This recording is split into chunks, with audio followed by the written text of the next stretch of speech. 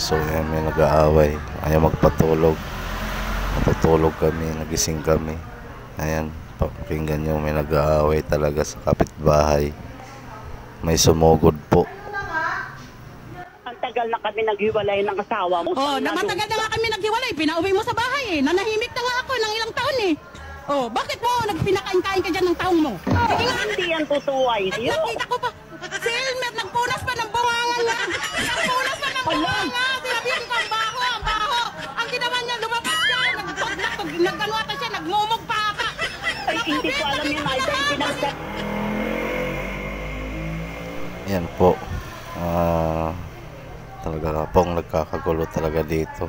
So hinahayaan na lang po namin. Sa mga nakinig po, isa ka na pong chismoso o chismosa. It's a prank.